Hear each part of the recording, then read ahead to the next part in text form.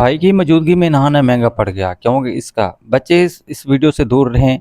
मैं घर से थोड़ा ही दूर गया था कि अचानक मूसलाधार बारिश शुरू हो गई और मैं इतनी तेज़ी से बरसने लगी कि मुझे सामने से सिवाय बारिश के कुछ भी नहीं दिखाई देने लगा। ये देखकर मैंने अपनी बाइक की स्पीड मज़ीद आहिस्ता की और सोचने लगा कि अब क्या करूं।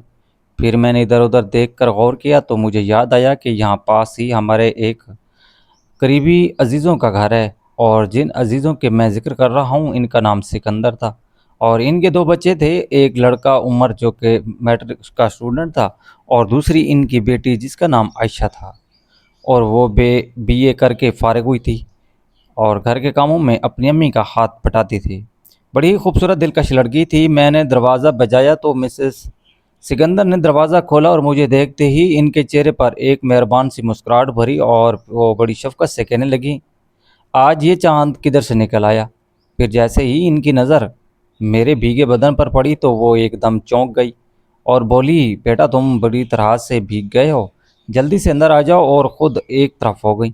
जैसे ही मैं अंदर दाखिल हुआ तो उन्होंने फ़ौरन ही अपनी बेटी को आवाज़ दी, आयशा इधर आओ। फिर उन्होंने वहीं से दोबारा आवाज़ लगाई, कहने लगी कि बेटा जल्दी से भाई के कपड़े ले आओ। और फिर मुझसे बोली, ऐसा करो कि पहले तुम कपड़े तब्दील कर लो, इतने में तुम्हारे लिए चाय लेकर आती हूँ। इस दौरान आयशा भी कमरे में दाखिल हो गई और मुझे देखकर बोली, ओहो भाई आप तो बुरी तरह से भीग चुके हैं। फिर बोली, आप ऐसा करो कि बाथरूम में भाई का नाइट सूट वो पहन लें और ये कपड़े आप मुझे दे दें, मैं इनको इस्त्री करके सेक देती हूँ। आयशा की बात सुनकर मैं जल्दी से वॉशरूम में घुस गया और इसके भाई की शर्ट पहनी और अपने गीले कपड़े लेकर बाहर आ गया। आयशा के कमरे के बाहर मेरा इंतज़ार कर रही थी। मैं वॉशरूम से बाहर आया और इसकी नज़रें मुझ पर पड़ी ही पहले तो वो ठग गई और फिर वो बड़े ज़ोर से हंसने लगी। फिर अचानक पता नहीं उसे क्या याद आ गया कि एकदम से इसका चेहरा लाल हो गया। मैं हैरानी से देखे जा रहा था कि पता नहीं इस लड़की को क्या हो गया है।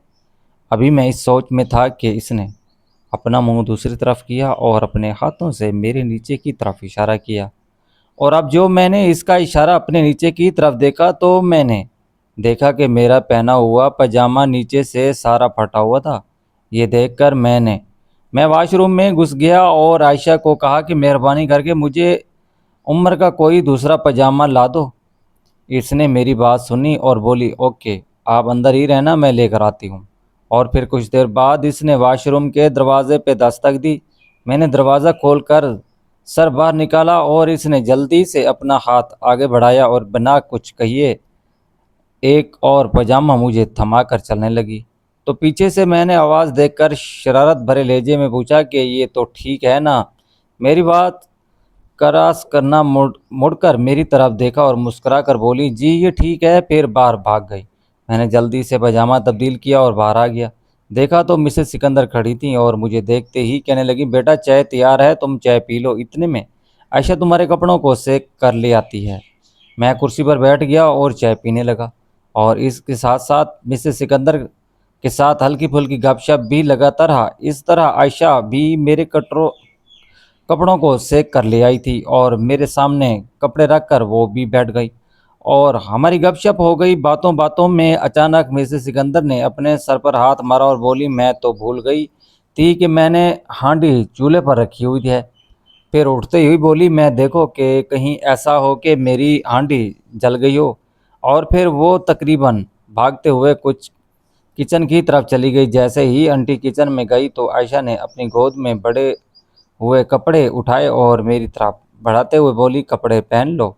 मेरे हाथ में कपड़े पकड़ते हुए इसने अपने लंबे लंबे नाखून बड़ी ज़ोर से मुझे चुभो दिए। कपड़े तब्दील करके मैं बाहर आया और आंटी का शुक्रिया अदा किया। इतनी देर में वह बारिश भी थम चुकी थी।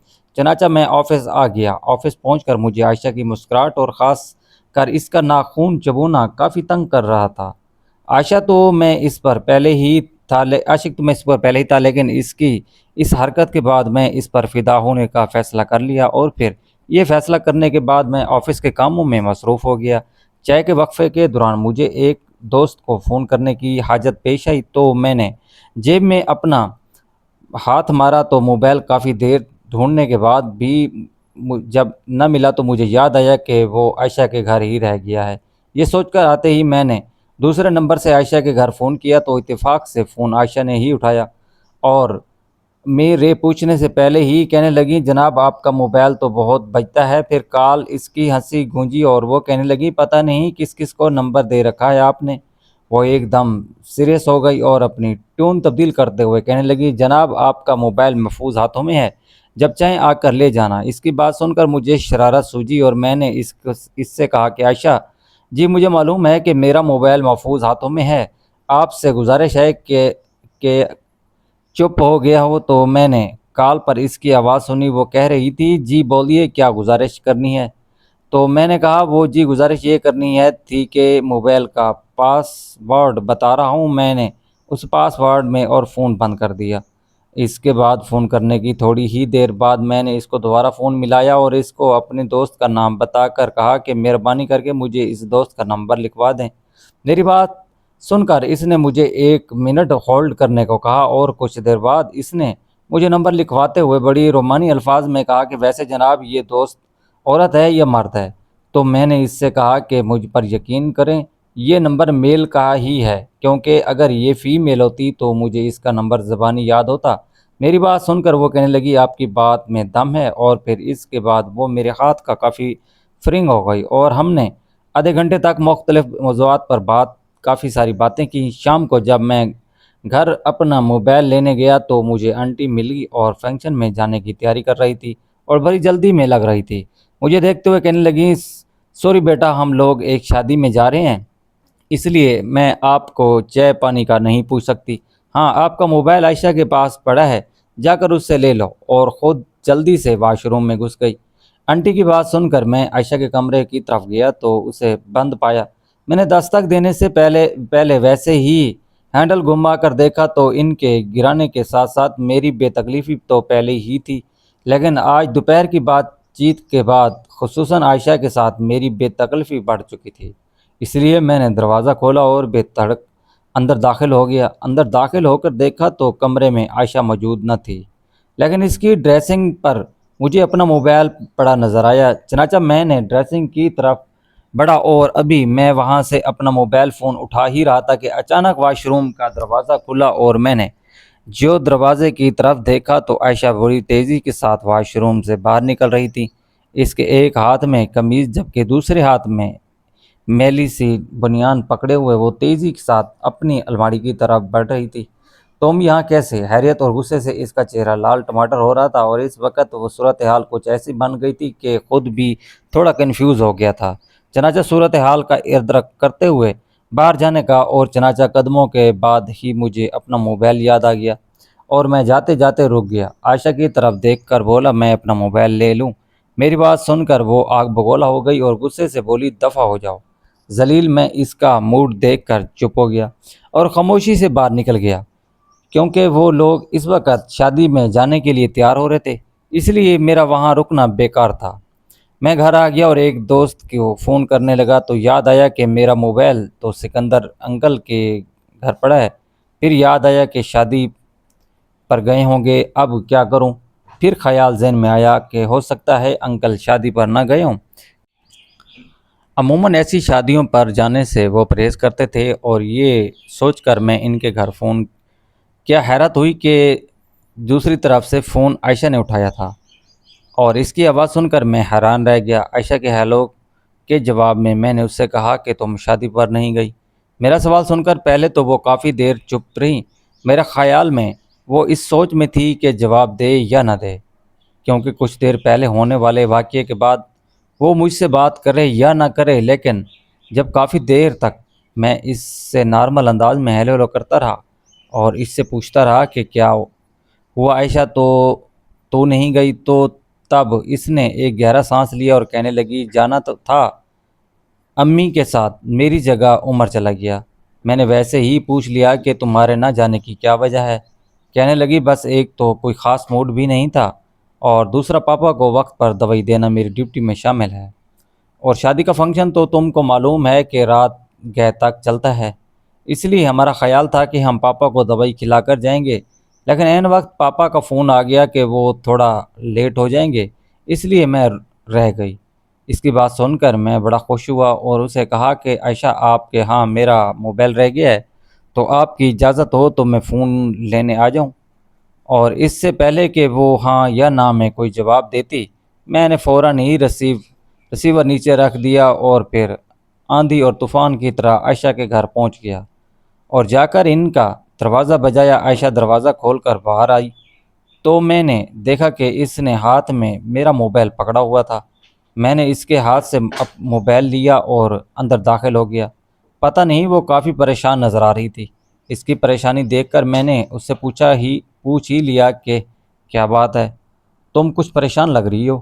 وہ بات کو ٹالتی ہوئی بولی نہیں ایسی کوئی بات نہیں، وہ بس ویسے ہی۔ اور جب چپ ہو گئی اور اپنے دوپٹے کو نہ جو اس نے منہ میں تھا اور اس سے بار بار منہ سے نکالتی اور پھر منہ میں ڈال لیتی۔ واضح طور پر لگ رہا تھا کہ وہ مجھ سے کچھ کہنا چاہ رہی تھی پر کہہ نہیں پا رہی تھی۔ آخر میں نے اس سے پوچھ ہی لیا کہ سچ بتاؤ عائشہ کیا بات ہے؟ اس نے میری طرف دیکھ کر ڈرتے ڈرتے کہا کہ وہ حسنین آنے والا ہے۔ حسنین اس کا منگیتر کا نام تھا اور جہاں تک میرا خیال ہے عائشہ جان بوجھ کر شادی پر نہ گئی تھی، مقصد اپنے حسنین کے ساتھ کچھ ٹائم گزارنا تھا۔ لیکن عین وقت پر میں اس کے رنگ میں بھنگ ڈالنے آ گیا تھا۔ حقیقت یہ ہے کہ حسنین کا نام سن کر میرے ارمانوں پر پانی پھر گیا اور پھر میں نے بڑی مایوسی سے اس کی طرف دیکھا اور بولا تم چاہتی ہو کہ میں یہاں سے دفع ہو جاؤں؟ میری بات سن کر وہ مسکرائی اور بولی میں نے تو دفع ہونے کا الفاظ استعمال نہیں کیا، بس آپ کو اطلاع دی ہے۔ پھر مسکراتے ہوئے کہنے لگی میں دیکھ رہی ہوں کہ حسنین کا نام سن کر آپ کے چہرے پر پرا بج گئے ہیں۔ تو میں نے اس سے کہا کہ نہیں ایسی کوئی بات نہیں ہے اور بوجھل قدموں سے ان کے گھر سے باہر آ گیا۔ ابھی میں نے عائشہ کی گلی کا موڑ ہی موڑا تھا کہ سامنے سے مجھے حسنین آتا دکھائی دیا۔ جیسے ہی دیکھ کر میں خون کے گھونٹ پی کر رہ گیا اور اس کے ساتھ میری ساری ہوشیاری بھی ختم ہو گئی اور میں ٹھنڈا ہو کر اپنے گھر لوٹ آیا۔ رات کے 10 بجے میرے موبائل پر گھنٹی بجی، دیکھا تو وہ عائشہ کے گھر کا نمبر تھا۔ میں نے فون آن کیا، وہ ہیلو کہا تو دوسری طرف اس کی آواز تھی، بڑی خوش لگ رہی تھی۔ وہ کافی دیر تک میرے ساتھ ادھر ادھر کی باتیں کرتی رہی، پھر اچانک باتوں ہی باتوں میں اس نے مجھ سے کہا کہ احمد وہ میں نے آپ سے ایک ضروری بات کرنی تھی۔ تو میں نے اس سے کہا کہ حکم کرو۔ میری بات سن کر وہ کہنے لگی بات یہ کرنی تھی کہ آپ ماما سے اس بات کا ہرگز ذکر نہ کرنا، آج حسنین ہمارے گھر آیا تھا۔ اس کی بات سن کر میں ساری بات سمجھ گیا، لیکن کیونکہ حسنین کی وجہ سے میرا پورا پروگرام خراب ہو گیا تھا، اس لیے میں نے اس سے کہا کہ تمہاری بات تو ٹھیک ہے پر کیا تم بتا سکتی ہو کہ حسنین والی بات آپ کی ماما سے کیوں نہ کہوں؟ یہ بات کرتے ہوئے میرا لہجہ کافی تلخ تھا اور میرے لہجے کی اس تلخی کو وہ سمجھ گئی اور بولی جناب آپ میری ماما سے حسنین کی بات اس لیے نہیں کریں گے کیونکہ آپ میرے بہت اچھے دوست ہیں، اور دوسری بات وہ تھوڑی جھجکتے ہوئے بولی وہ جناب میں نے نہ آپ سے شام والے واقعے کی معذرت بھی کرنی تھی، اصل مجھے کچھ سمجھ نہیں آیا اور خواہ مخواہ آپ کے ساتھ بدتمیزی کر بیٹھی۔ اور پھر بڑے ہی معذرت الفاظ مہانہ لہجے میں کہنے لگی امید ہے آپ نے مجھے معاف کر دیا ہوگا۔ تو میں نے شرارت سے اس سے کہا کہ عائشہ جی میں سمجھتا نہیں آپ مجھ سے کس بات کی معذرت کر رہی ہیں۔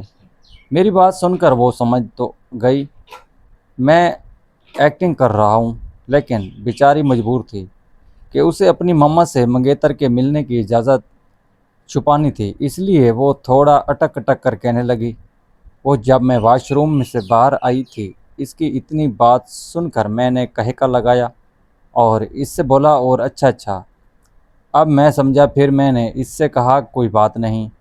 میری بات سن کر پتہ نہیں کہ وہ بد مزاحی ہوگی، اسے مزہ آیا، لیکن اس نے اس بات پر کوئی تبصرہ نہیں کیا اور میری بات سنی انسنی کرتے ہوئے کہنے لگی اوکے جناب آپ سے گپ شپ پھر ہوگی، آپ مجھے اجازت دیں۔ پھر کہنے لگی اچھا تو میں حسنین والے معاملے سے مطمئن رہوں؟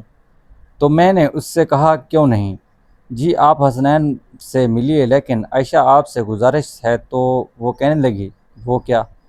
میں نے کہا کہ کبھی کبھی اس غریب پر بھی نظر کرم کر دیا کر، میری بات سن کر وہ ایک ادا سے ہنسی اور کہنے لگی آپ کی درخواست نوٹ کر لی گئی ہے، اور فون بند کر دیا۔ واقعے کے بعد اس کے ساتھ میرے تعلقات کچھ اور بھی گہرے ہو گئے اور وہ اکثر ہی فون کرنے لگی۔ اس کے ساتھ ساتھ تقریباً دوسرے تیسرے دن میں ان کے گھر بھی جانے لگا۔ ان کے گھر میں عموماً عائشہ اور اس کی امی ہی ہوتی تھیں۔ جہاں تک عمر کا تعلق ہے تو اس بیچارے کا تو ان لوگوں نے شیڈول ہی اس قدر سخت بنایا ہوا تھا کہ اسے گھر میں رہنے کا موقع ہی نہیں ملتا تھا۔ وہ 2 بجے آتا، پھر روٹی کھا کر وہ 1 گھنٹہ آرام کرتا اور اس کے بعد ٹیوشن لے کے لیے چلا جاتا، دوستوں کے گھر چلا جاتا اور وہاں سے وہ رات 8 بجے 9 بجے واپس آتا۔ ادھر میں شام سے آفس چھٹی کے بعد ہی ان کے گھر جایا کرتا تھا۔ ہوتے ہوتے عائشہ کے ساتھ ساتھ اس کی ماما کے ساتھ بھی میری اچھی خاصی دوستی ہو گئی تھی، اور وہ دوستی دن بدن کچھ اور آگے بڑھ رہی تھی۔ عائشہ کی ماما کے ساتھ نہیں بلکہ عائشہ کے ساتھ، لیکن وہ مجھے ایک حد سے آگے نہیں جانے دیتی تھی، اور نہ ہی وہ مجھے عائشہ کے ساتھ کوئی تنہائی کا موقع دیتی تھی۔ لیکن پھر بھی موقع ملنے پر میں اس کا ہاتھ پکڑ لیتا تھا اور اسے دبا بھی دیتا تھا، اور بس اس سے آگے عائشہ کی چلاک ماہانہ ہمیں کبھی موقع ہی نہیں دیا، بلکہ سائے کی طرح وہ اس طرح رہتی تھی، اور عائشہ اپنی مما سے بے حد ڈرتی تھی، حالانکہ وہ بظاہر ایسی نہیں تھی۔ لیکن ایک بات ضرور ہے، اور وہ یہ کہ انہوں نے عائشہ کو خاصا کھینچا ہوا تھا۔ ایک دن کی بات ہے کہ میں آفس کی چھٹی کے بعد انکل کے گھر گیا۔ عائشہ کی مما گھر میں اکیلی تھیں۔ میرے پوچھنے پر بتایا کہ عائشہ اپنی کسی دوست کے گھر گئی ہے۔ وہ برآمدے میں بیٹھی سبزی کاٹ رہی تھی اور میں ان کے پاس جا کر بیٹھ گیا۔ خلاف معمول آج مجھے مسز سکندر کچھ زیادہ ہی سنجیدہ دکھائی دے رہی تھی۔ میرے پوچھنے پر کہنے لگی کچھ نہیں بیٹا۔ پھر سبزی چھیلتے ہوئے انہوں نے میری طرف دیکھا اور بولی بیٹا آپ سے ایک بات کہوں، آپ برا تو نہیں مانیں گے؟ میرے اندر عائشہ کے بارے میں پہلے سے جو چور تھا وہ موجود تھا، اس لیے آنٹی کی بات سن کر میرے اندر بے چینی شروع ہو گئی۔ پتہ نہیں آنٹی کیا بات کرنے والی ہیں۔ چنانچہ میں نے کہا جی آنٹی آپ بے دھڑک بات کریں، میں برا نہیں مناؤں گا۔ میری بات سن کر وہ کہنے لگی بیٹا وہ آپ کو پتہ ہے کہ عائشہ کی منگنی ہو چکی ہے؟ ان کی بات سن کر میں حیران ہوا اور بولا جی آنٹی مجھے خواب اچھی طرح معلوم ہے کہ اس کی منگنی ہو چکی ہے، اور شاید 1 مہینے بعد اس کی شادی بھی ہو جائے۔ میری بات سن کر سبزی چھیلتے چھیلتے انہوں نے میری طرف دیکھا اور پھر بولی تو میرا مطلب ہے، پھر وہ بات کہتے کہتے رک گئی۔ وہ سر جھکا کر امید ہے کہ تم میری بات کا مطلب سمجھ ہی گئے ہوگے۔ آنٹی کی بات سن کر میری تو ہوائیاں اڑ گئیں اور میں تیزی سے سوچنے لگا کہ اب میں ان کو کیا جواب دوں۔ اس دوران میرے شیطان دماغ میں ایک آئیڈیا آیا، اور زیادہ ٹائم نہ ہونے کی وجہ سے میں نے بلا سوچے سمجھے اس پر عمل کرنے کا فیصلہ کر لیا۔ چنانچہ میں نے براہ راست آنٹی کی آنکھوں میں آنکھیں ڈال کر کہا آنٹی یقین کریں میرا عائشہ کے ساتھ کوئی چکر نہیں ہے۔ آنٹی جو بڑے غور سے میری بات سن رہی تھی، اس بات پر کہ وہ میرا اس سے کوئی تعلق نہیں ہے، حیرت کے مارے ان کا منہ کھلے کا کھلا رہ گیا۔ وہ کہنے لگی لیکن پھر آپ ہمارے گھر کے اتنے چکر کیوں لگاتے ہیں؟ اس سے پہلے کہ وہ کچھ اور کہتی میں نے اپنے چہرے پر ایک کیمبر سنجیدگی کے ساتھ ساتھ بڑا ہی رومانٹک سا موڈ بنا لیا اور ان سے بولا آنٹی اگر میں سچی بات کروں تو آپ ناراض نہیں ہوں گی؟ تو وہ کہنے لگی ہاں ہاں تم بات کرو، تمہاری بات اگر ناراض ہونے والی ہوئی تو وعدہ ہے کہ میں تم سے ہرگز ناراض نہیں ہوں گی۔ تو میں نے تھوڑا شرماتے ہوئے اور ڈرتے ڈرتے ان سے کہا کہ آنٹی جی بات اصل یہ ہے کہ مجھے آپ بہت اچھی لگتی ہو۔ میری بات سن کر آنٹی کو بہت سخت جھٹکا لگا اور وہ میری بات کو رد کرتے ہوئے مجھے سمجھانے لگی بیٹا میں نے جو بات آپ کو کہی ہے اس کا برا نہ منانا، ہم لڑکی والے ہیں اور ہمیں اپنی عزت کا ڈر ہے، ورنہ آپ جیسے مرضی آئیں۔ اور اس کے بعد میں نے کافی دنوں تک آنٹی کے گھر کے چکر لگانا، اور اتفاق سے میرا آنٹی سے کوئی سامنا نہ ہوا کہ میں اپنی رومانٹک کا رزلٹ دیکھ لیتا۔ میرا ان کے گھر نہ جانا کی وجہ عائشہ پوچھتی بھی رہی، لیکن میں نے دفتر کا بہانہ بنا لیا، لیکن اس کے ساتھ گپ شپ ویسے ہی چلتی رہی۔ 1 ماہ بعد عائشہ کی شادی ہو گئی اور ہمارا رابطہ ختم۔